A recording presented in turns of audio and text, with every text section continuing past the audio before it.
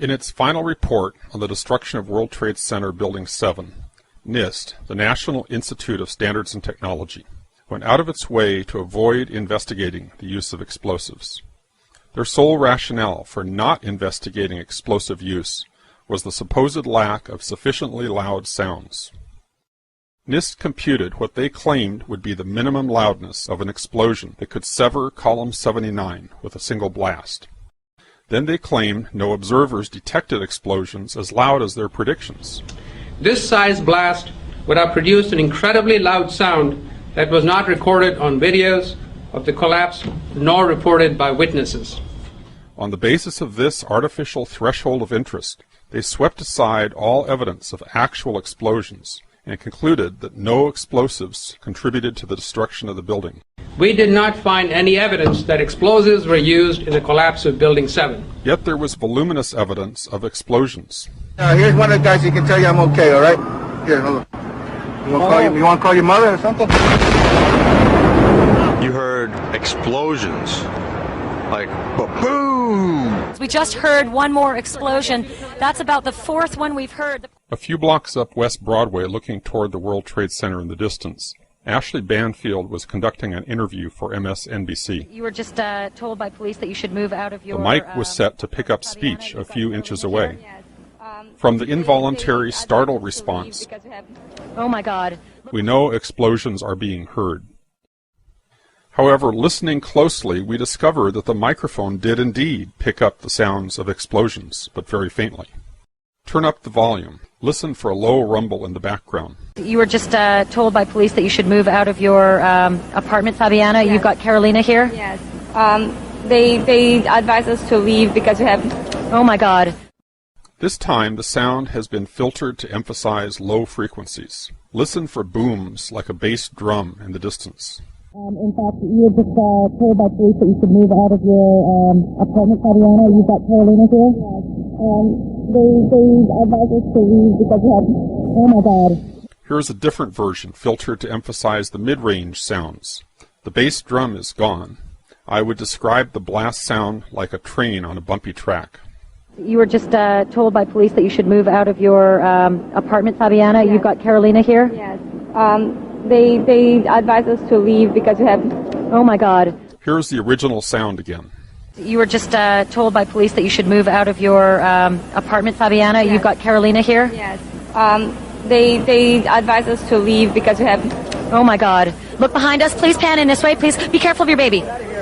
This is it. That's the building coming down. Oh my God. Oh my God. Oh my God. No. If you didn't hear the blasts, back up, use earphones, turn up the volume, and listen again.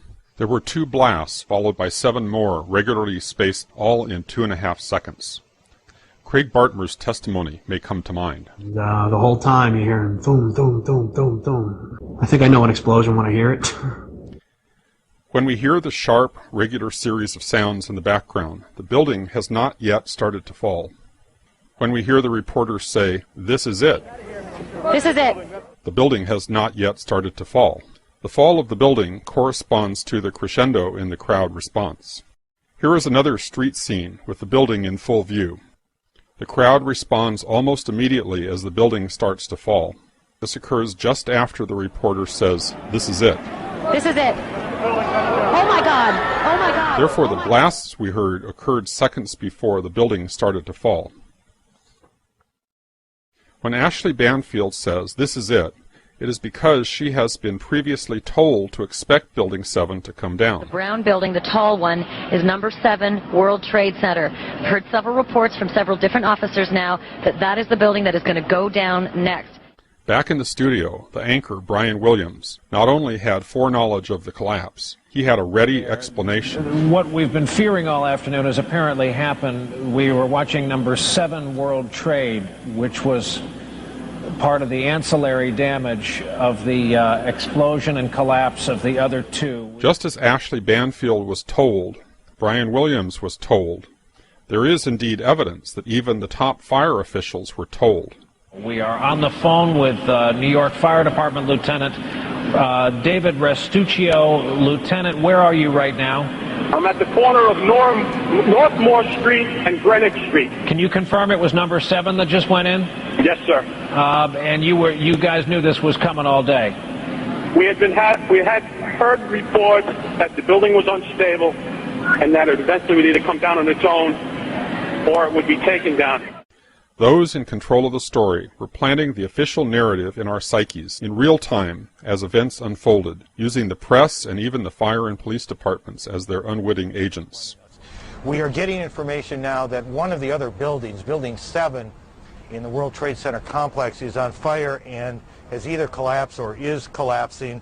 And clearly those fires continue to burn at about 4:15 Eastern Daylight Time. Building number 7 was going to collapse. That appears to be what has happened now. One of those smaller buildings just fall to the ground. We had heard earlier that it was structurally unsafe. We're getting word from New York right now that another building has collapsed. I understand that this is a 47-story building. Information, of course, take a look at that right-hand side of the screen. It's going down right now. There it is. Yep. It went down right there. This is not from an explosion or an aircraft at this point, from our knowledge. The information that we have is that this is a building that probably was incredibly structurally damaged. NIST is being dishonest. That could have been an incredibly loud sound, and that sound was not picked up by any of the videos or witnesses that we have talked to. NIST was lying about no testimony of explosions. There was both testimony and recorded evidence of explosions. However, NIST discounted any evidence of explosions that did not exceed its artificially contrived threshold of interest. The minimum sound level of interest, as determined by NIST, was based on a blast of RDX, one of the loudest explosives available, large enough to break a major column outright with a single blast. They assumed no efforts at noise abatement, complete transmission of the sound to the outside air, no absorption or blockage of the sound along the path. And who knows if they assumed the use of an efficient cutter charge, or if they simply figured the effect of a bomb planted beside a column. They don't say. Their sole reason for doing this calculation was to create a pretext to sidestep any actual investigation of explosives. Why would NIST, or anyone else, choose to exclude from its investigation any evidence of any explosions related to the destruction of the building? No honest scientific inquiry would ever be conducted in this way. But then, as we have seen repeatedly, the NIST report was not an honest scientific inquiry.